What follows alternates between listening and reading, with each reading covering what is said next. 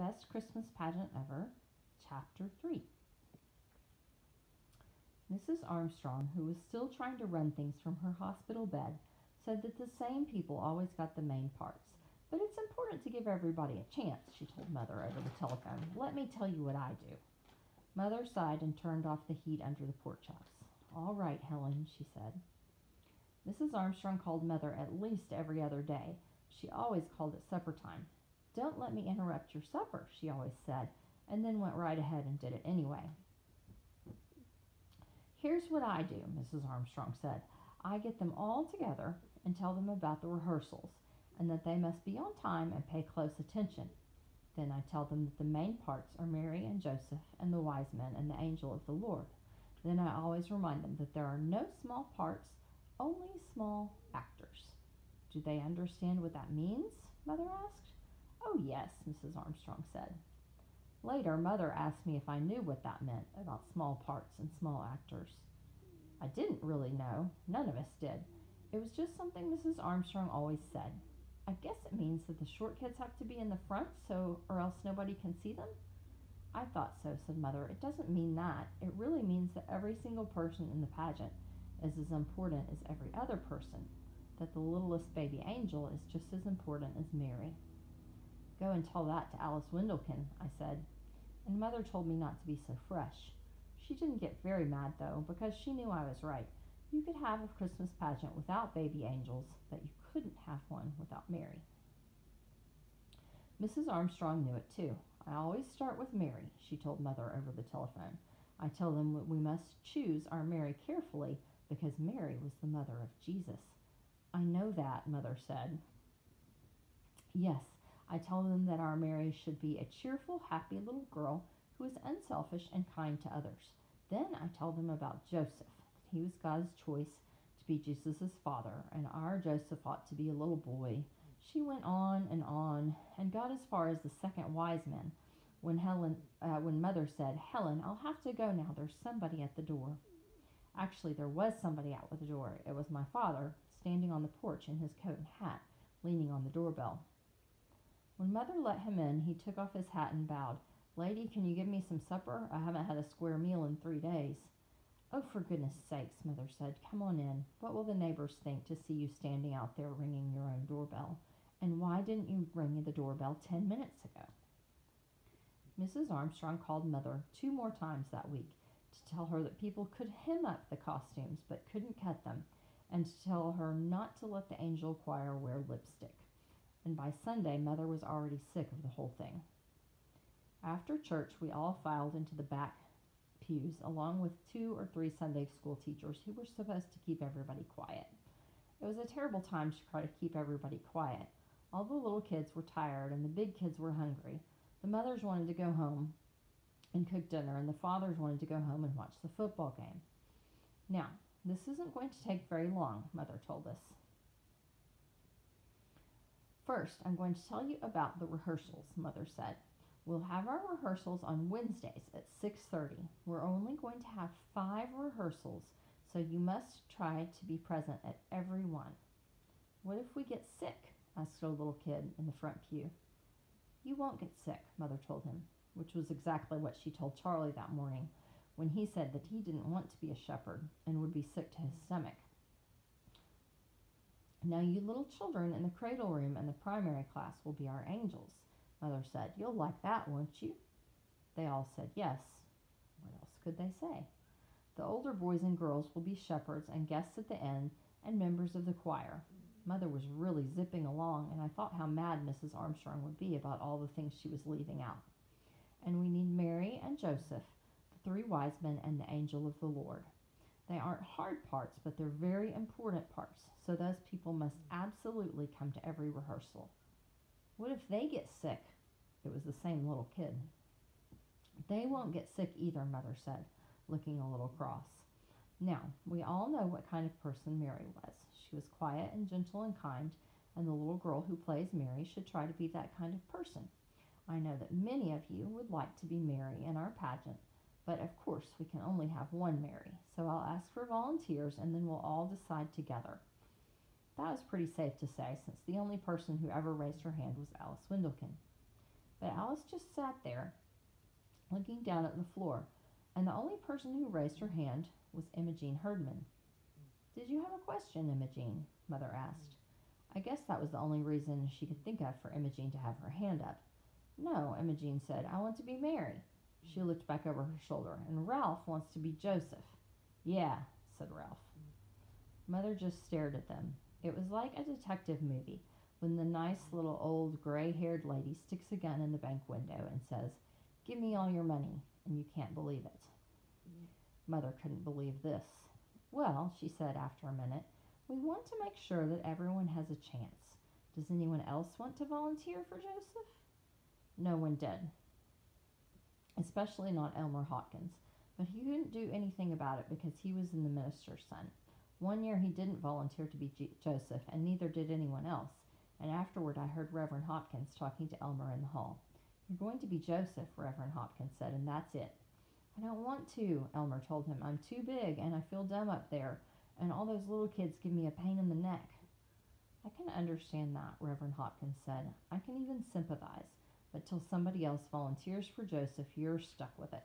"Nobody's ever going to do that," Elmer said. "I'm going to have to be Joseph the rest of my life." "Cheer up," Reverend Hopkins told him. "Maybe somebody will turn up." I bet he didn't think the somebody would be Ralph Herdman. "All right," Mother said. "Ralph will be our Joseph. Now, does anyone else want to volunteer for Mary?"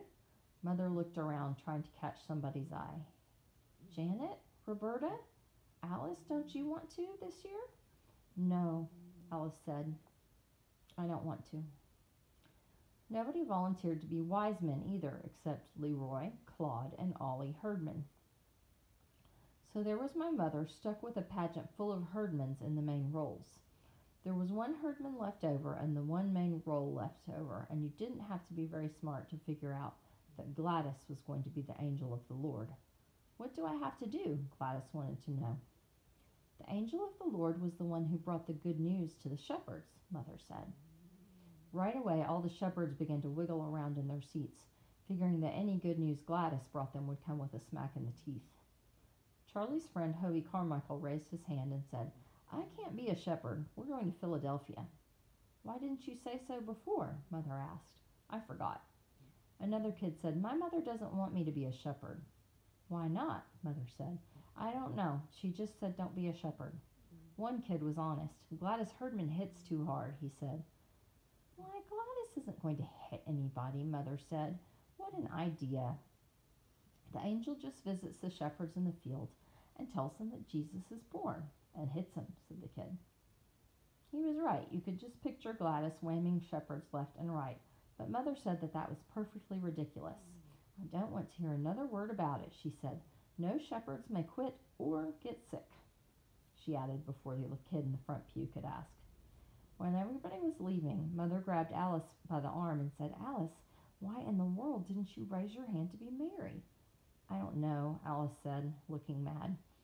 But I knew. I had heard Imogene Herdman telling Alice what would happen to her if she dared to volunteer. All the ordinary, everyday Herdman things like conking you on your head and drawing pictures on your homework, putting worms in your coat pocket. "I don't care," Alice told her. "I don't care what you do. I'm always Mary in the pageant." "And next spring," Imogene went on, "when the pussy willows come out, I'll stick a pussy willow so far down your ear that nobody can reach it, and it'll sprout there and grow, and you'll spend the rest of your life with a pussy willow growing out of your ear." You had to admire her. That was the worst thing any of them ever thought of to do. Of course, some people might not think that could happen, but it could. Ollie Herdman did it once. He got this terrible earache in school, and when the nurse looked down his ear with her little lighted tube, she yelled so loud you could hear her all the way down the hall, "He's got something growing down there." They had to take Ollie to the hospital and put him under and dig this sprouted pussy willow out of his ear. So that was why Alice kept her mouth shut. "You know she wouldn't do all those things," I told Alice as we walked home. "Yes, she would," Alice said. "Herdmans will do anything. But your mother should have told them no. Somebody should put Imogene out of the pageant, and all the rest of them, too. They'll do something terrible and ruin it." I thought she was probably right, and so did lots of other people. And for 2 or 3 days, all anybody could talk about was the Herdmans being Mary and Joseph. Mrs. Homer McCarthy called Mother to say that she had been thinking about it, and if the Herdmans wanted to participate in our Christmas celebration, why didn't we let them hand out programs at the door? We don't have programs, Mother said. Well, maybe we ought to get some printed and put the Herdmans in charge of that. Alice's mother told the Ladies' Aid that it was sacrilegious to let Imogene Herdman be Mary. Somebody we never heard of called Mother on the telephone and said her name was Hazelbeck and she lived on Sproul Hill. And was it true that Imogene Herdman was going to be Mary, the mother of Jesus, in a church play? Yes, Mother said, Imogene is going to be Mary.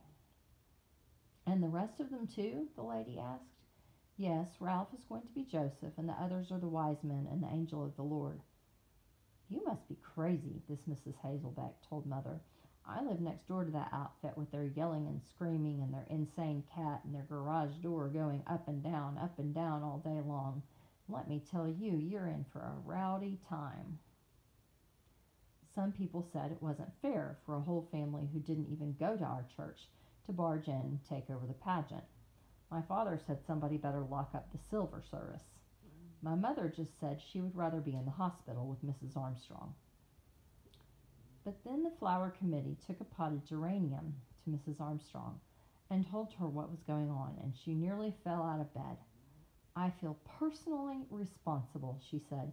Whatever happens, I accept the blame. If I had been up and around and doing my duty, this would never have happened. And that made my mother so mad she couldn't see straight. If she'd been up and around, it wouldn't have happened, Mother said.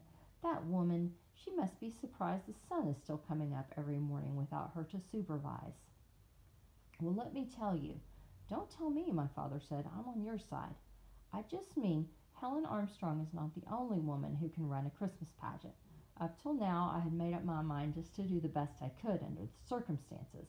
But now, she stabbed a meat fork into the pot roast, I'm going to make this the very best Christmas pageant anybody ever saw. And I'm going to do it with the Herdmans, too. After all, they raised their hands and nobody else did. And that's that. And it was. For one thing, nobody else wanted to take over the pageant with or without the Herdmans. And for another thing, Reverend Hopkins got fed up with all the complaints and told everybody where to get off. He reminded everyone that when Jesus said, "Suffer the little children to come unto me," Jesus meant all the little children, including Herdmans. So that shut everybody up, even Alice's mother. And the next Wednesday, we started rehearsals.